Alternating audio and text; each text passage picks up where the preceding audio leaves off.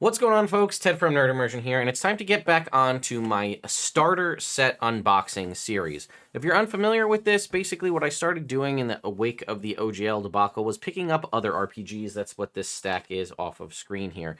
And I do still want to get through all of these, but I saw this at Target the other day, and I couldn't not pick it up. Now, I do have the Avatar Legends RPG. I backed it on Kickstarter. I did an unboxing showing all the cool stuff that I got in it. But I saw this on the shelf, and I said, this stands a pretty good chance of some random person just picking up this starter set off the shelf, because I think it was around $20, and it's got Avatar characters on the front, right? Some of these are new original characters, but this, I think, is supposed to be Zuko. I mean, it's pretty telling, right? So, what do you get in this box for around $20? And I truly think this may be the best starter set ever released. So, first of all, let's see right on the top here is dice. You have a 10 D6s, which is the main die system for this. And they are blue and white, but they also have Tui and La, the water spirits, koi fish from the Northern Water Tribe.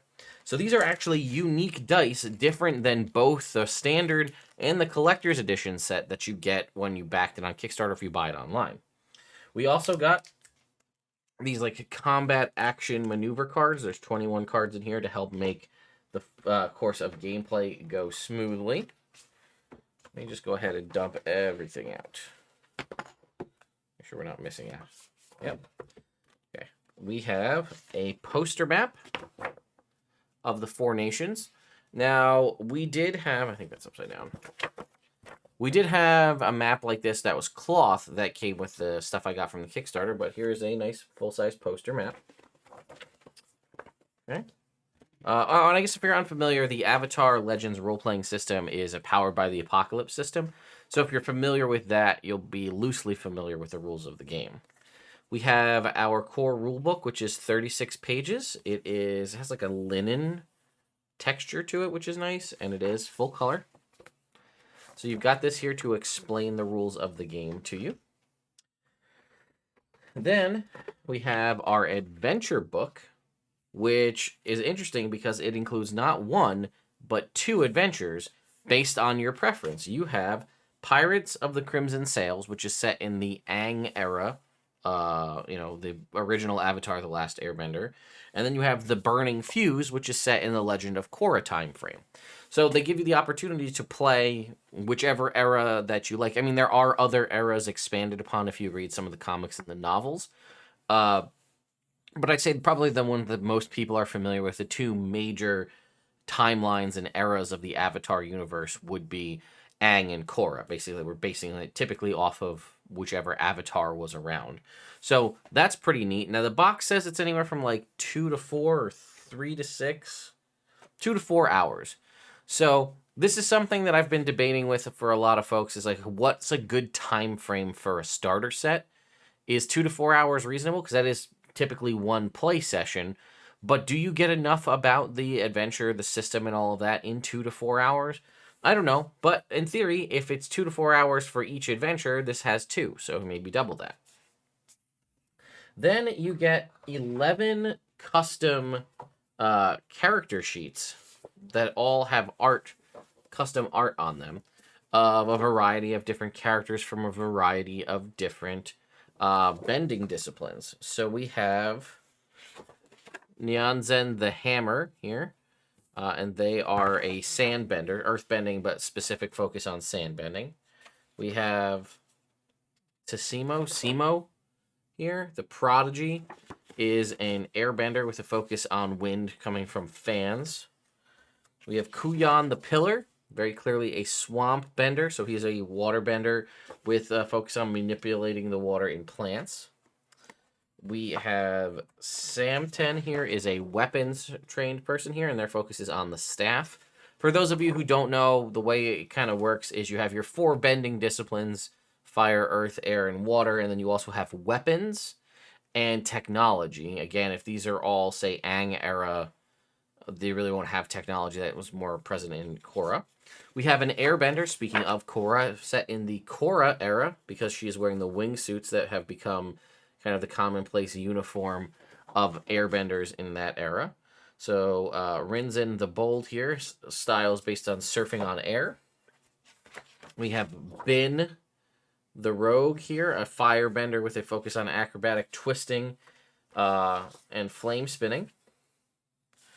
We have Honu the Guardian, focus on floating shards of ice.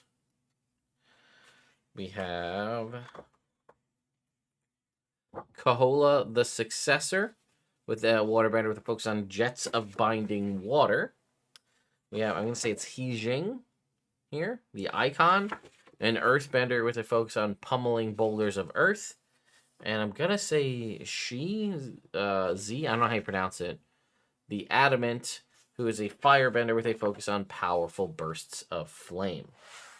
And then you also get these 6 I think you can hear that they're laminated, or like maybe they're just like made out of like a vinyl. Quick reference character guides, right? You see this has got all of your basic moves on it, and then this has combat exchanges and basic techniques.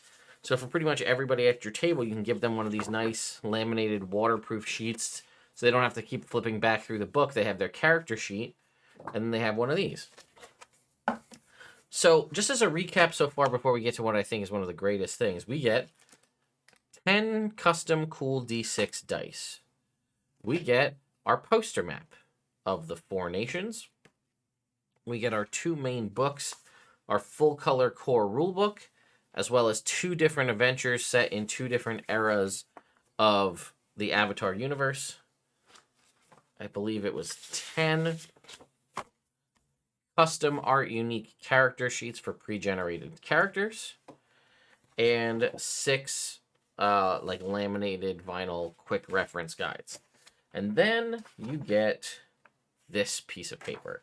And I won't show you the back side because this has 2 codes to unlock everything that you have in this box in a digital tool set. So it says Nexus on the side, which is the demiplane kind of virtual tabletop, which was started by Adam Bradford, who was part of the one of the founders of D&D Beyond. So it says your unlock code: empower your Avatar Legends game with free digital content. Unlock the digital version of the starter set and elemental extras. And it has a QR code to scan. Enhance your sessions of Avatar Legends, the role-playing game, with Demiplane's Avatar Legends Nexus digital toolset. Tools made for any way you and your friends play. Empower your dice with a digital reader and game compendium. Discover games with matchmaking. Coming in 2023, character management tools. So not only do you get the core rules, 2 adventures, dice, map, character sheets, and then these quick reference guides, as well as the cards with the combat techniques, you get the entire set of everything we talked about here completely for free in the digital version of Demiplane's Nexus tool. And there's also a coupon code to get you 50% off the core rulebook. And by the core rulebook, I mean this guy. Like the actual Nexus core rulebook for the entire game. To get the digital version of that, it also gives you a coupon code for 50% off of that.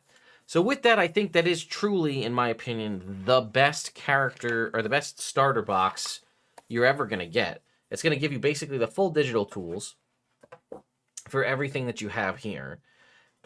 Half off the price of the whole book digitally.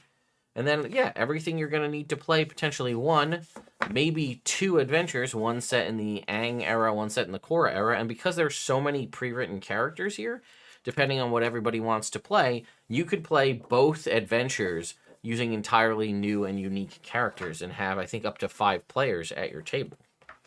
Plus, like I said, the fact that the dice, that's like a small little thing, is like there are multiple different kinds of dice, and these are unique, specific ones that can only be found in this set. So let me go ahead and take a look at the back of the box, just make sure we didn't miss anything.